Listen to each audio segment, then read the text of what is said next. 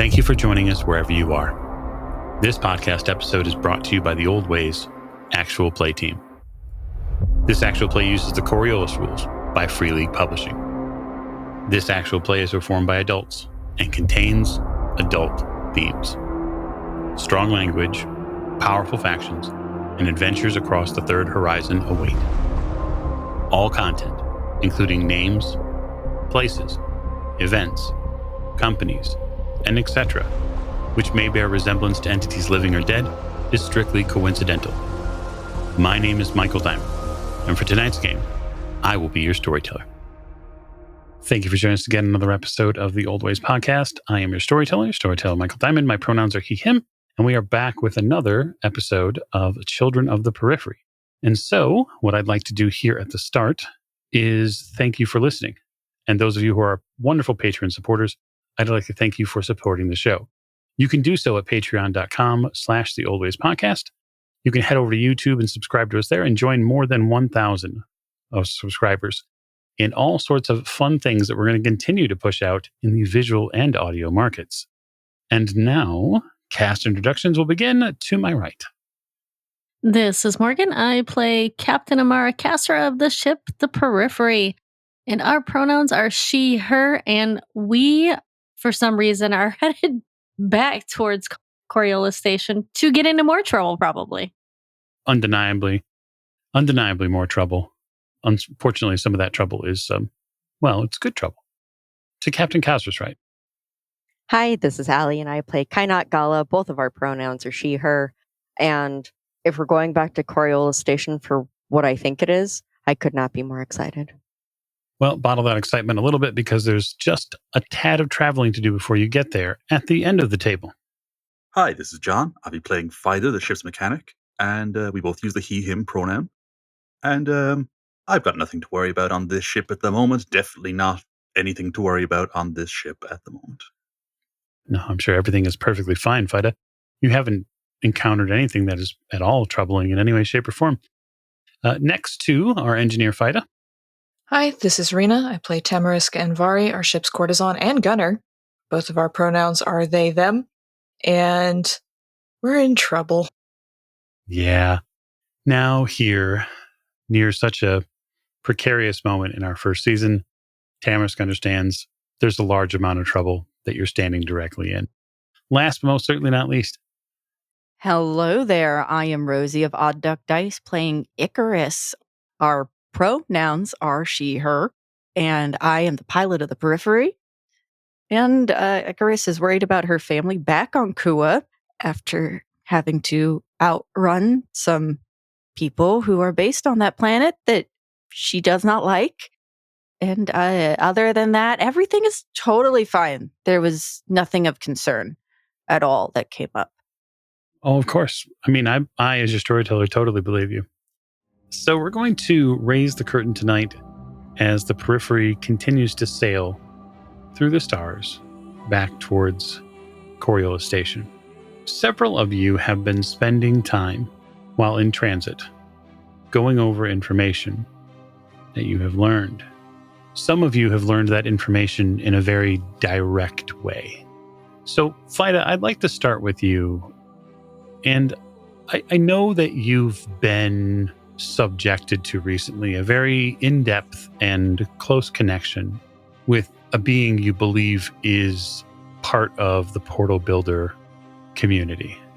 That Portal Builder left you something that, try as you might, you can't seem to get rid of. And we're not talking about an interstellar sexually transmitted disease. What we're talking about is memories, of course. I wonder, do these memories weigh on you? Oh boy, do they. The fun thing about Portal Builder memories is that they come with emotional weight. And that's a little upsetting, to be honest. Fida has learned a lot. He still doesn't realize how much he knows. Yeah, it turns out having knowledge of a species' greatest achievements and also what they considered their greatest failure, and the knowledge that they considered it thus, that can kind of bum you out a little bit. Slightly, yes. Given what you've learned, I wonder if at any point during your travels with the crew away from Menkar, if you're going to share any of those seeds of knowledge that you've picked up. Absolutely. Even going to tell them what I know about the Portal Builder network. It's also that they're all gone. They all left a long time ago, and also they had a completely different grasp of time to us, and they seem to have measured it fundamentally in a different way. I don't know when this all happened in our time scale, relevant relative to us. But that's handy. Look, it was a long time ago. He will tell them how the darkness seemed to be growing then. There's no reason to assume that it stopped. Yeah, some of the thoughts are kind of difficult for him to express because they're not human concepts. They're from a species with 4 arms and that are 8 to 9 feet tall. He struggles to express some of it, but he will try and tell people what he does know. He tries writing some of it down as well. He's just like, this is very important because we're now the only people that know about an existential threat and possibly the only way to escape it. The one that he struggles to come to terms with telling the gang, he's kind of like, I should tell them, but also this thing is kind of an existential power thing. There's a portal that's nearly completed. It hasn't been finished, but it would allow humanity to escape the third horizon, and he doesn't know how to finish it yet. I wonder how the crew takes that bombshell. Can see you all there sitting in the cantina, listening to Fida sort of go through the information that he's learned. Well, chances are that I'm utterly fascinated, and I may have pulled out the equivalent of like a notebook to take notes of everything. Yes, give me this information. You can tell me everything. I'm to be trusted, right? It's fine. It's fine. Are you saying that you're going to finish the portal? I mean, Captain, I don't think we can... I don't know if it's the same antithesis to existence for us as it was to the portal builders, but from what I know, I think that the darkness is an existential threat, and I'm going to have to. And I'm going to have to try and get as many people out as I can. The only problem is that, I can't tell any of the factions because they'll just want it for themselves, and they'll want to monopolize it. Whereas this thing should be for everybody. It should be like air, essential for survival. And then we'd have to set up some system to blow it up so the darkness can't come through later, but I don't know about that. There was a lot going on down on the planet. Big alien. So I guess, can you expand more on what this darkness is? Because I didn't have that link going on with your friend down there. We talk about it in the icons, right? Like this darkness outside space. I always thought it was kind of like a way of incorporating entropy into our religious beliefs. That it was more figurative than literal, even though the icons are, we know about them. We see their power every day. But the darkness is kind of more, for the portal builders, it touched them and they died. It destroyed them on a fundamental level. I'm talking like below the cell. I don't really know about that, but it seems to be fundamentally incompatible with their form of existence. And they met other races and alien beings that weren't incompatible with them, so that means... Also, by the way, yeah, other alien races do exist. It's not just 2. It's not just us and them, it's a lot. But the darkness seems to be sentient, and it seems to be spreading. They were so scared of it, Cap. They were, just terrified of this damn thing. They tried their best to communicate with it, and then to fight it, and then they had to escape it. So at this point, Icarus very shakily raises a hand and says, I had looked at the security footage for when we were out. I think it's relevant to this discussion. So we should all watch that, and you can all be terrified with me. And she asks for comm to display that wherever is useful in wherever we're sitting. Yeah.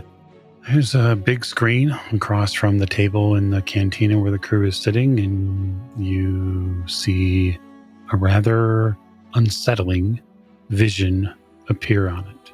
You see the clamshell, and inside the clamshell there is At the moment, when the video first appears, there's relative peace. You can see the milliseconds of the camera view tick by. The clamshell is in use. You see the emergency lighting on as the ship is preparing to slip through the portal. It does so. In the little milliseconds of time it takes, dark, oily tendrils form at the edge. So from the room's view, that camera view that watches the clamshell, from a place outside that camera view, you see thick, oily, black tendrils that almost look like moving frozen water enter the picture. And they latch hard onto the clamshell. When they do, they seep inside that, basically the groove that connects them at the center, that connects the two pieces at the center, and it violently pushes the clamshell open. It breaks the containment.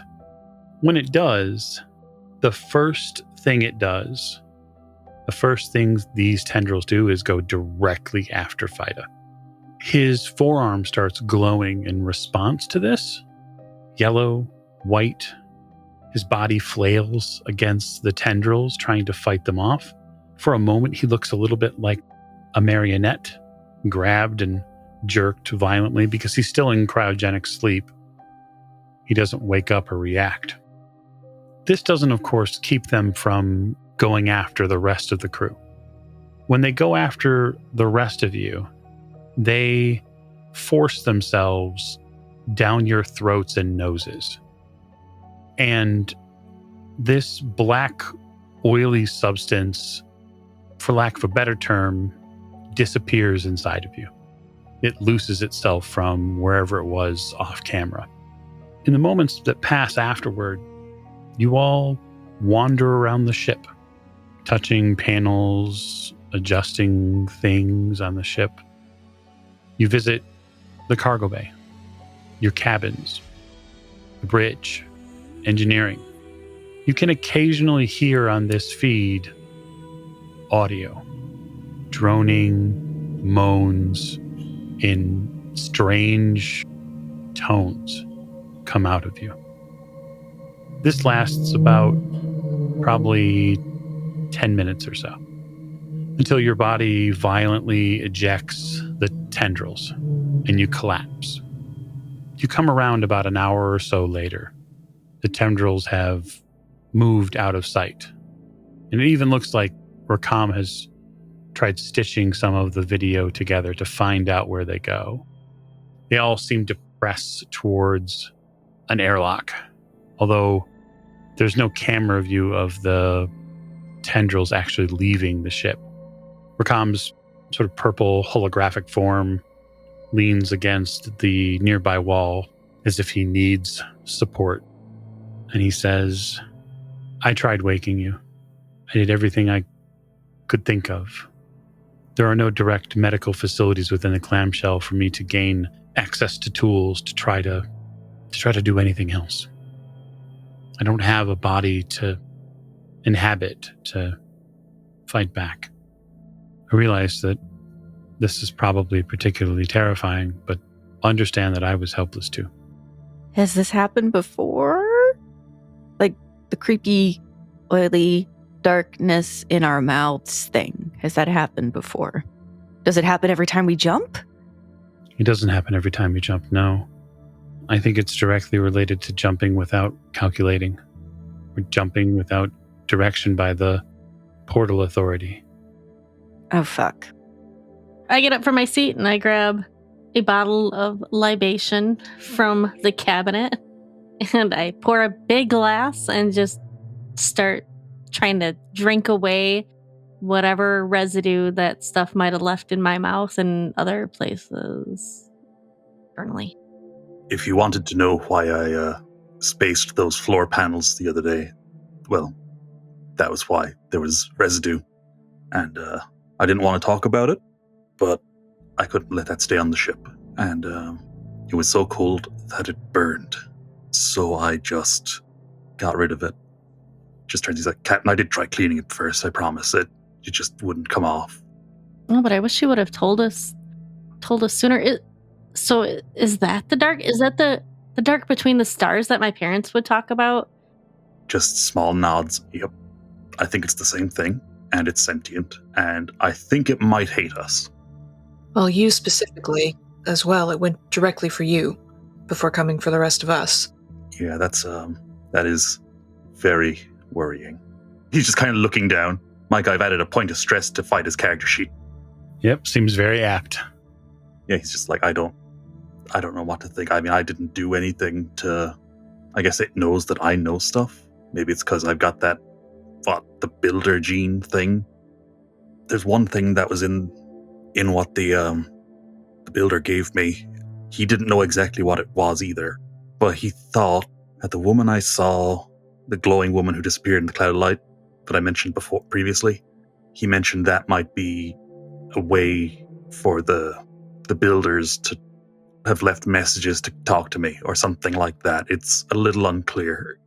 Again, alien mind, totally different frame of reference. He called it something I didn't really understand. He just kind of purses his lips and looks down. He's like, I'll see if I can try and figure out how to talk to that. Maybe it come back. I don't know. I genuinely don't. But I'll see what I can do. But are you... I guess I'm still unsure, like, what makes you different from me and Tamarisk and Icarus and Kaina? Why do you glow? He's just like, I don't really know, Cap. That's the truth. Something he said makes me think that it's some kind of genetic signifier that I have that makes me able to do things, and thus they can communicate with me through that. And that's how I can interact with their technology and stuff. I don't really understand it. I always thought I was good with machines and with my hands, and that I just assumed that other people could get the information from machines that I was getting, and that they weren't listening. It took me a long time to figure out that you don't hear what I hear from this ship, from the engine. I get it. So I don't really know, Captain. What do you literally hear something other than just the sounds the engine makes? I mean, the sounds the engine makes are very important. They're one of the ways it talks to you. But there's other stuff. And he's like, all the different frequencies are important, and the different vibrations, and how happy the machine is. I'm trying to figure out if you're talking about like the little sort of cues that you get, like when you know how a specific machine works correctly. Like you sort of know, like, hey, when this little bit bumps that way, I need to adjust this. Or does it actually talk to you? Because those are different. He looks at the glass of wine, the little cup of wine he has, and he's just like, I first figured this out when I was drinking with a buddy when I was doing my apprenticeship. The best way I can put it is, I can tell from those hums and dings and little things that a ship is happy or not. I mean, there's not words. I don't hear, oh, hey, Fida, great job today. Ooh, Fida, tighten that throttle. There's none of that. But, it's just, I can work with machines by feel more than by, an intellectual knowledge, if that makes sense. I mean, I do know stuff. I am fully qualified in my field, but yeah, I do a lot of work with the ship by feel, with the periphery. It's part of why I disagree with the Cram sometimes. We have different ideas of what the ship wants. Yeah, like you think and I know. Listen, buddy. He literally turns to the figure and says that. He's just like, No, he puts his hands up. You're on a different wavelength than I am. Yeah, look, I've always been able to do this. I just can. I assumed other people could for a long time, and he just kind of gives you a big shrug. He's like, I don't understand it. I just do it. Icarus just stares at you. She does not understand how to properly process what you've just told her. And she's, Captain, can I have some of that? Yeah, I slide the almost empty bottle over to Icarus. Yep, sure. Fido, this is a lot. You should try having it all in your fucking brain pan. It is a lot. I can only imagine. We have your back. That's very good of you. I guess they're after you to get whatever's in here. He points at his temple, and he's just like, I guess that's why that ship chased us. Well, they probably don't know what they don't know. That's what I think. They know they want something. They don't know where on this ship it is. Maybe they know it's you. Maybe. I don't know. Maybe they know about this whole, what do you call me, a builder? Maybe they know about that whole thing. Well, that depends on if our employer knew, because if someone else has access to her information on us, because I bet there were files, then whoever else knows, and that information has probably been sold by now if it's actually important. So everyone might know more than we do, or more than you know about you. And she continues to drink. Faya just kind of is looking down. He's like, I think the existential threat of the inhuman force is a little bit easier to deal with than that. So I'm going to focus my efforts there. It's a lot, and I don't really understand much of it or any of it. I'm not going to pretend to. Again, he just kind of nods and is like, yeah, I don't know, man. All right. Well, now that we got all that out of the way, is there anybody else that wants to share? Anyone else a secret builder? In my defense, I didn't know I was a builder until somebody told me I was a builder. And that somebody that told me happened to be an ancient pre-human artificial intelligence. I don't have any stuff on my body like he does, so I'm pretty sure I'm not a builder. Unless it just didn't awaken somehow. All right. Only one builder per ship. What's next? Well, we're on our way back to Coriolis Station, right?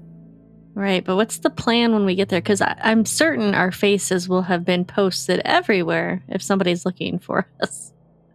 Yeah, Rakam says about that.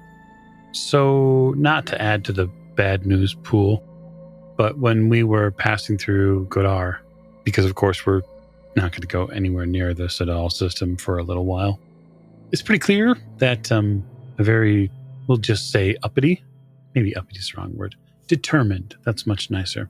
A very determined person who we saw on our view screen has made it known that the ship is being captained by a rogue element, a faction element. See Rakam sort of gesture to the screen, and you see a picture of a armored woman who was on your view screen at one point. And the detailed news report shows that this ship and its signature are carrying illicit materials wanted by the consortium. And the consortium is willing to pay handsomely for its return. Rakam turns back to you. The important thing to remember is that missives like this go out all the time. People, ships, they get headhunted. They come up for bounty all the time. At this point, we're sort of in a different class. This ship can likely outmaneuver most ships that would be in that case. We're just going to have to be real careful about stopping at Coriolis Station, because as beautiful as this thing is, it sort of makes it an attention grabber, right? I don't suppose we have time to repaint you, do we? We're not repainting the ship. Yeah, Icarus looks horrified, utterly horrified, and almost says that in tandem with Rakam. The nano armor plating alone wouldn't accept a new paint. Stick to your books. How about retagging the ship? Like another ship's tag. Sure, certainly, Captain. I'd happy to retag you. We can do it at Coriolis Station if one of you can penetrate the database that sits at the core of the station that generates all those tags. That's not easy work. Not impossible, but it'll only get us halfway there. What's the other half? Well, in my mind, dealing in some way with the adversary at our door. I don't know. I feel like we're in a pretty tough spot. Getting back to Coriolis Station, or Kua for that matter, would be useful for a lot of reasons. There are probably people that you want to talk to, especially if what Vida is saying is true.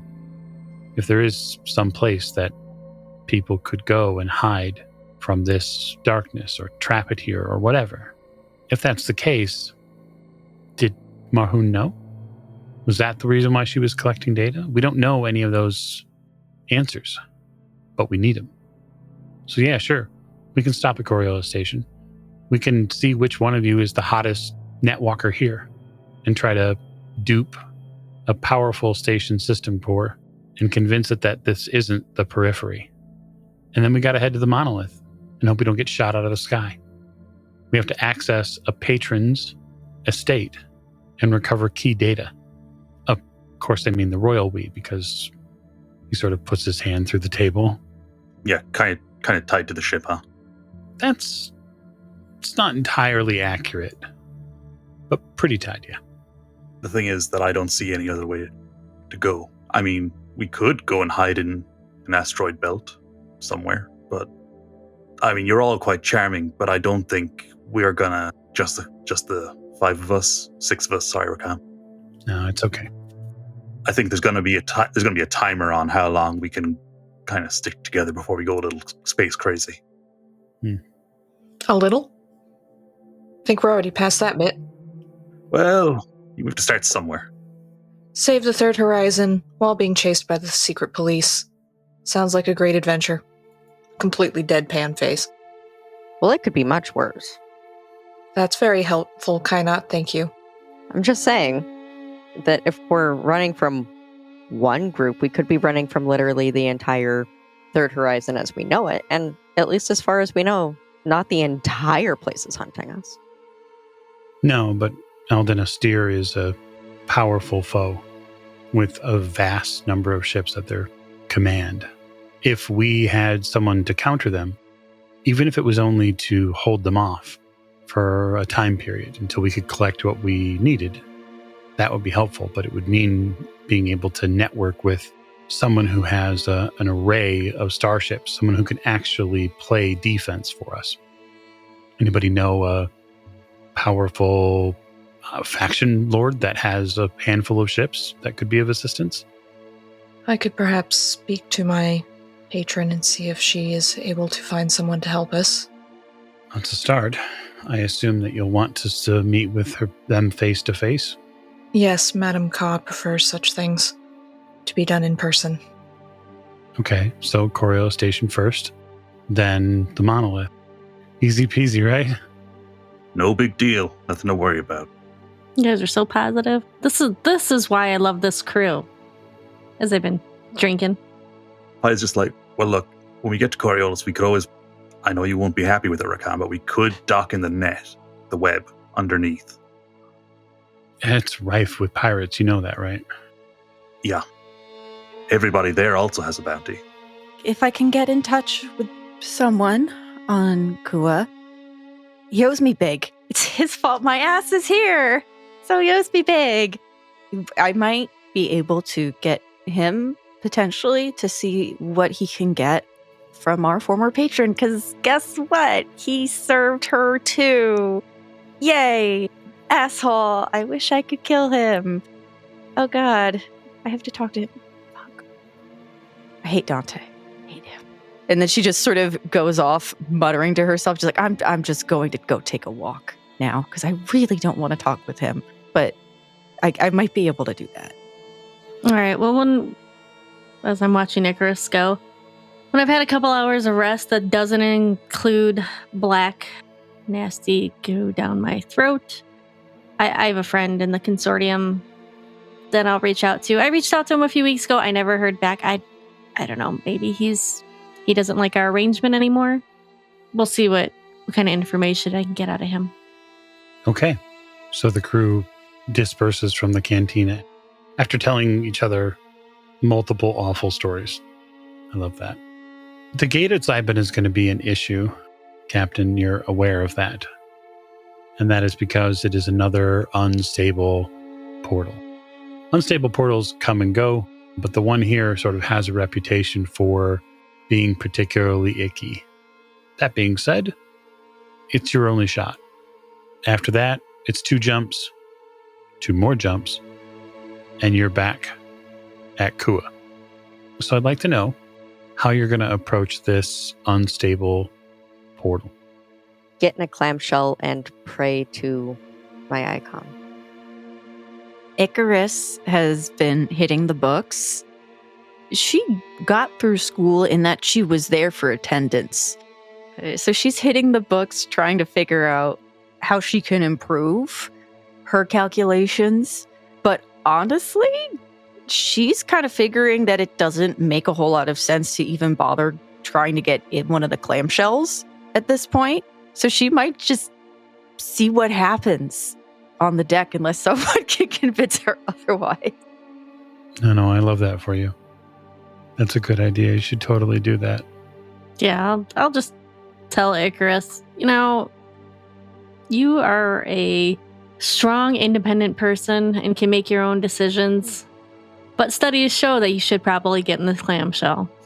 Legally, only one of us can park this thing. So, should probably get in the clamshell.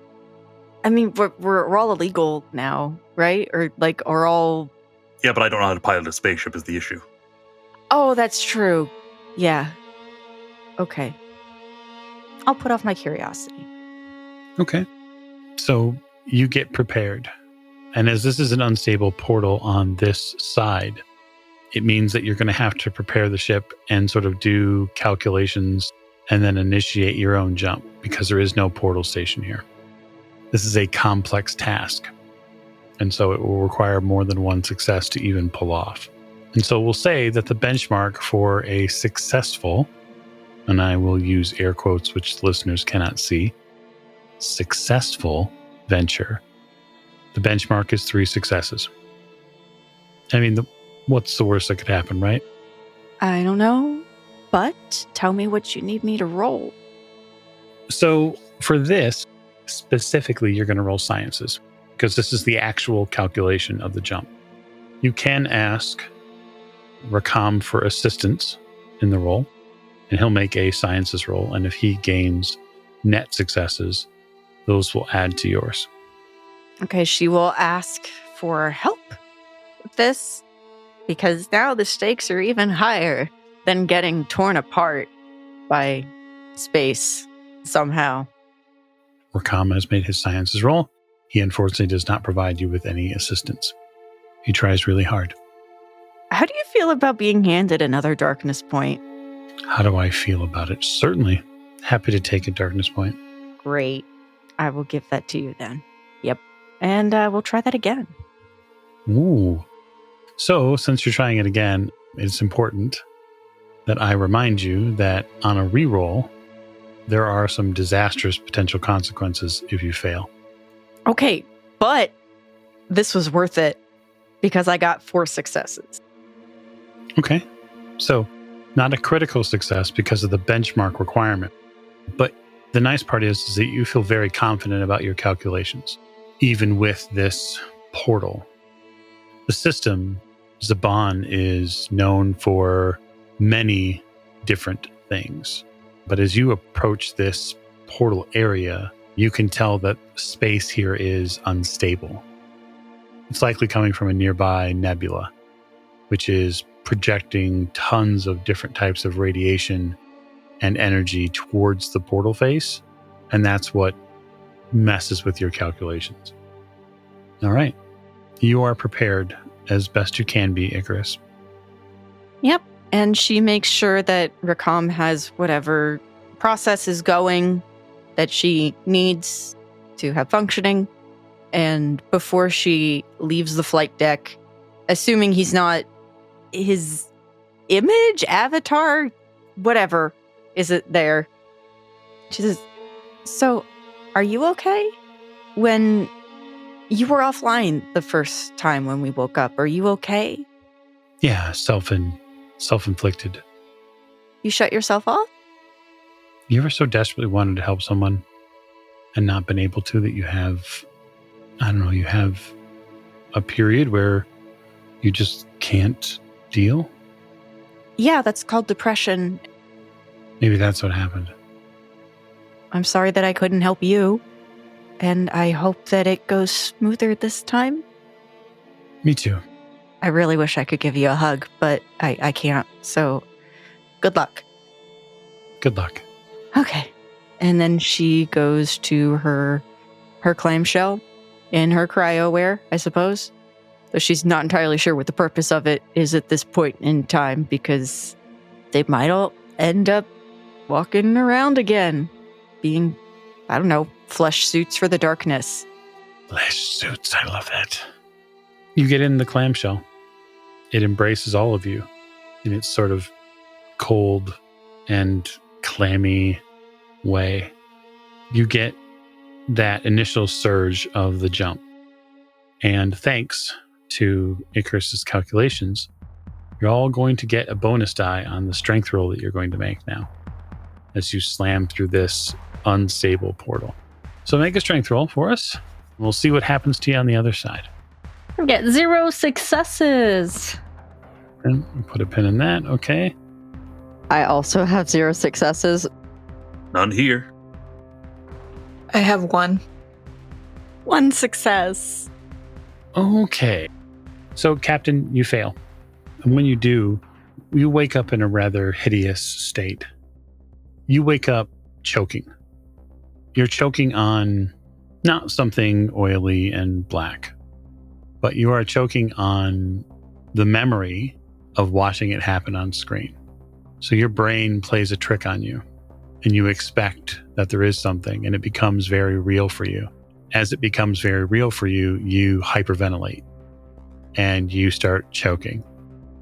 While that's going on, next to you, Kainat, you forget something very important as you come out of cryostasis. The thing you forget is how to breathe. And so you start gasping for air and like grabbing at your throat. Vida, I'm going to play a hand of fate for you. Oh. And I'm going to allow you to pass undamaged in this circumstance. Thank you. I appreciate you, Mike, and I appreciate whatever listener threw that my way. Certainly. As for Tamarisk, you seem to survive. And then, Icarus, did you fail or pass? I can't remember. I had 1 success. Okay, 1 success is all you need. So you also pass. 3 of you come out of this seemingly unharmed as the clan shell opens, and 2 of your fellow crew members look like they're choking to death. And we'll resume play there. Yeah, Fighter immediately rolls out and over to Kainat, who I think is the closest to him. Mm-hmm. He thinks she's choking, and then he realizes what's going on. He's just like, in, and he's like trying to coach her through breathing. How successful is this coaching storyteller? I don't know. Why don't you give me a Metacourage roll, John? I would love to. 3, so that's 5 dice. All right, 2 successes. Good enough. You get coached back into how to breathe. It's terrifying. Yeah, he's got his hand on your solar plexus, and he's pushing on it to kind of try and get your muscles to start doing their job again. I imagine that after I'm mostly breathing again, I'm leaned against a wall, panting, and just thumbs up, thanks. Because it's not like I can talk yet. I had to learn how to breathe again first. Yeah, it turns out those 2 go hand in hand. Indeed, they do. Is anyone helping Captain Kazra? Yeah, I think Icarus, upon realizing what's happening, or at least seeing that the captain is in distress, comes over and tries to sort of roll the captain onto her stomach so that if something is stuck in her throat, better position to get it out, maybe. Sure. And tries to whack her on the back, I guess. Why don't you make me a force roll? Well, it's 2 successes. So, yeah, you do the thing that you would do to really anybody if you thought that they were choking. You roll them onto their stomach, and you start whacking them essentially in the back, right on the middle of their back to try to get them to sort of get it out. Unfortunately for you, Captain, nothing comes out because there's nothing there to begin with. It does jog your brain a little bit, and you see a few stars just out of sheer adrenaline and pain responses, but you are eventually able to get hold of yourself, mentally speaking, enough to perhaps tell Icarus to stop. Oh, Icarus, I'm fine. There's nothing down there.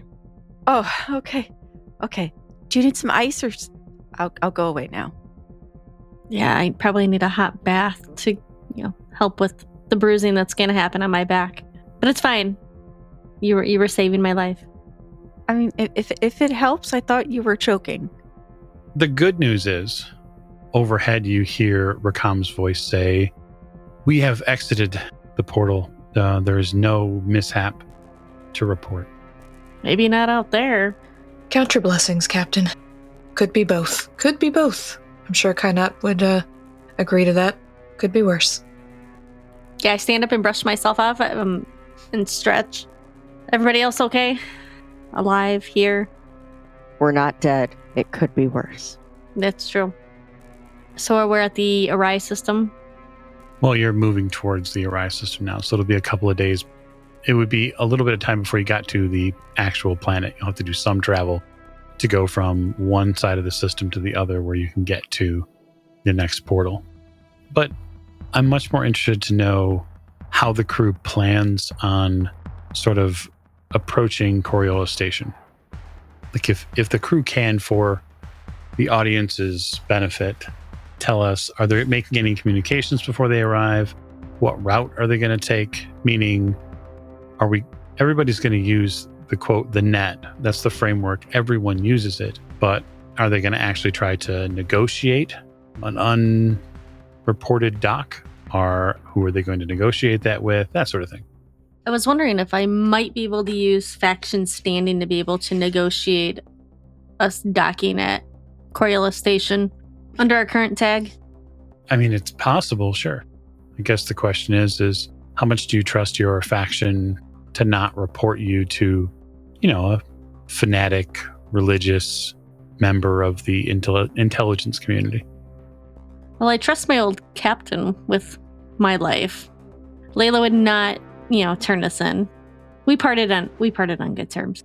So I would probably reach out to her to see what she can do to help get us to dock illegally as fugitives to Coriolis Station. Okay. Anybody else want to pre-plan any communications or potential networking before you arrive? Going to set up a meeting with my patron, because one does not simply drop in on her. No, that wouldn't be socially acceptable at all. There are very few people who could just drop in. Mm-hmm. Okay. Like, one thing Fight is doing is he is creating what's basically just a large text file with pretty much everything he knows and understands from the portal builder perspective, and can translate into human frame of reference as best he can. And he's just been typing that up as we enter, and he's not going to post it anywhere, but he is going to put it on a USB equivalent. Yeah, a data disk. Yeah. Kind of reminds you of the data disk, the last one that you had. Oh yeah, we did have. Got turned into Marhoon. I would like to try and use clairvoyance to understand where is the computer we need to use to change our register. Oh yeah, you'd absolutely know where that is. I just know where that is because of past experience. You worked in the shipyards. You know where it's at. The problem is getting to it. And then using it. Two big issues, but no psychic powers required. Good to know. Yeah, you'd have a good read on where that stuff is. Again, the trouble would be physically getting to it, or even trying to remote access it. That's going to be tough too. I mean, that would be like a gold mine for potential smugglers to be able to change their registrations, and that sort of thing would be big business. Okay, so I'll start in crew order, and we will go round the table then. Captain, you contact via relay station your previous captain. Yes, Captain Layla Alkmaar, captain of the Archimedes. Quick side note for our listeners and our players here. I cannot use faction standing, my talent, to do this because it's used to manipulate and scare the shit out of people. And obviously, I wouldn't want to do that to my former captain. I want her to help us. And we're in the same faction, so. Yeah. I mean, don't say can't, just say won't. I won't, because I respect her too much. Right. You get her on Hollow. She's lounging in the Archimedes, a ship you used to spend your time on. Hello, Captain. She smiles warmly. Hello, Captain. Former Captain. Still my captain. Still captain. I'm sorry to reach out so informally, but I really, really need your help with something. What can I help you with? We're kind of wanted for doing something that, well, we totally did. We have something that the Astrobon wants. Their visage changes when you use the word Astrobon. Oh no. Well, more pointedly, the consortium wants. And they really shouldn't get their hands on this information. All right. It's a big deal, you understand. Astrobon is a powerful organization, although not large. They definitely have pull. What do they want? Well, we have information on the portal builders. What kind of information? No, Captain. Just broad brushstroke it for me, Kazra, because I need to know how I can help you. Information about what happened to the portal builders. Information about a portal that we could possibly use that hasn't been completed. Information about species that exist outside of our own. All right. Oh, okay. Slow down. That is a lot. It is. Our patron was murdered. I heard that sort of stuff gets around. Do you have any idea who may have come after them? Have they contacted you? I don't know who it is. All I know is that Eldain Astir is the one that is after us. Her sort of mouth and eyebrows do sort of this strange dance. Like, that's the last thing that I really wanted to hear.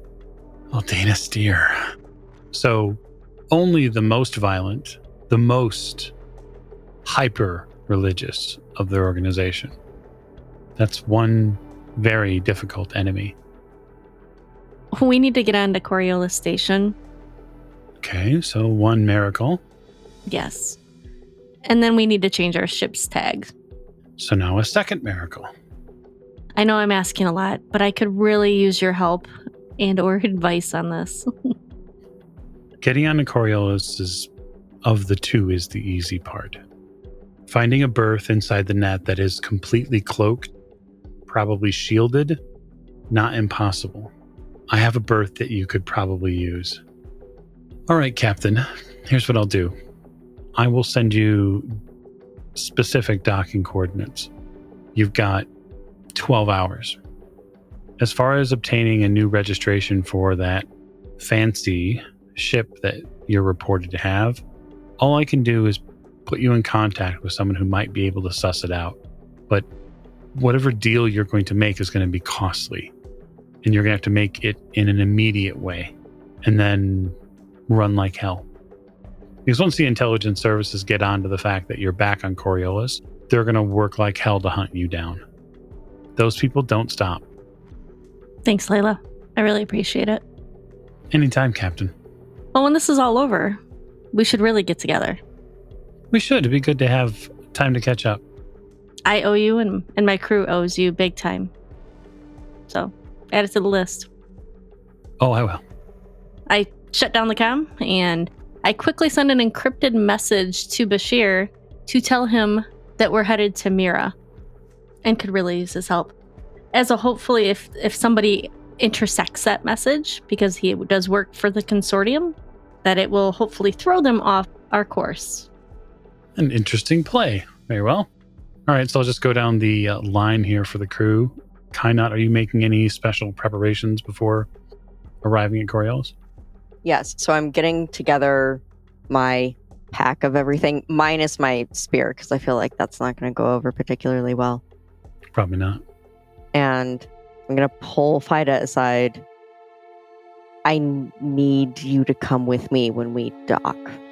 I'll help you to get a new code for the ship, since you'll need me for that. But I also need you to come with me to the museum. All right. I've one stop to make, but we can do that pretty easily. It's just literally a flying stop. It'll be show up, drop something off, and leave. Sounds good. There are no follow-up questions to this plan. It's literally, we need to go do the thing to help save our ship, and then we need to go do this other thing that if I don't accomplish it, I will regret all of my decisions in life. Yeah, Fight is just like, yeah, no, that's entirely doable. I just had one thing to do anyway, so not a big deal. Okay. That's my plan for when we land. My plan is that I'm going to drop off that disc at the bar that I used to hang out at. Fair enough. Just be like, hey, hold on to this for one of my buddies. If anything happens to me, if I don't report back in... And then a message goes out to my friend from college, Adlasa, who basically, it's hold on to this. Adlasa will come in and pick it up. And she gets a message being like, hey, there's a package for you from me at the old bar. If I don't get back to you within 48 hours, you might want to read that and publish it somewhere, anywhere. Basically, do whatever you can with it. Seems reasonable. Okay, so Tamarisk, what's your pre-prep look like beyond scheduling? Or if that is the pre-prep, then... The main thing is scheduling a meeting, but also would spend some time praying to the messenger, because the whole thing that we're doing involves a message. This very much seems like the messenger up the messenger's alley. Oh, yeah. So spend a good bit of time praying for a safe mission and that we'll be protected while we carry this message, and that the messenger will be watching out for us. Fida does join in shortly after he sends his couple of messages, and he's just like, oh, gambler, I might not make it through this one. I feel like you've dealt me a pretty rough hand so far already, and I would appreciate whatever assistance you can give. Just please give me a good hand for what I'm about to do. Interesting. So I will let you know, Tamarisk, that your faction head is willing to meet with you. The message you get back from them is a little cloaked, likely because they believe you're probably not completely safe. But you and the rest of courtesans have a pretty well-worn and understood language. So they essentially tell you, come directly to the courtesan house, and we'll speak as soon as you arrive. I thank them for taking the meeting and bow slightly to the hollow image. Good thing we've got that set up now. Okay, Icarus, how are we going to get your to-do list to completion? I guess, first off, since she knows she's going to have to reach out to Dante, who she feels very strongly wronged her, she goes and prays specifically to the judge, because judgment cometh. Oh, yeah. She's known him her entire life, pretty much his entire life. If he doesn't help with this, she could definitely let loose some information that would end him, essentially. If he's still alive, he might be dead. He's an asshole. So she goes and makes offerings to the judge in the chapel. And my understanding as a player is that the judge prefers confessions to other forms of offerings and sacrifice. Is that correct? Yeah, it's a good read. So then she acknowledges all the other icons and prostrates herself before the sort of alcove that the judge is in. And would this sort of thing be normal to just think about, or to have to actually say out loud? Yeah, I think the judge is probably looking for you to verbalize as a method of asking, maybe forgiveness is the wrong word, but telling the judge, sort of acting out that truth is part of the way to come clean. She takes a breath and says, I would sell everyone on this ship to save my nephews. And that's it. Because that is bugging the ever-loving fuck out of her, and she hopes it's enough of a confession to maybe gain some favor moving forward, dealing with someone who she essentially feels betrayed her. Okay. The words hang there in the chapel. You manage to wait to have privacy so that no one hears them. But the judge heard them. Okay. And then she sends a message to Dante that reads like Kua street slang and essentially says, hey, asshole, time to pay up. Okay. You don't get an immediate response, but that isn't necessarily surprising. No, like I said, he's an asshole. He might be dead. Indeed. The gate to Awaz is simple and quick. You're not troubled by anyone there, which is fortunate. And it's really from that next gate from Awaz to the Kua system where all of the trepidation and anxiety begins to rise in the entire crew. Because you know, on the other side of that jump, there is a system, and that system has a station. And that station is something that many of you called home for many years. It orbits a planet, a green and blue ball with lives you are all concerned about in some way, shape, or form. And so that's where we'll leave this episode of Children of the Periphery. I look forward to seeing how the crew does when they arrive back at Coriolis Station. Thank you, and good night.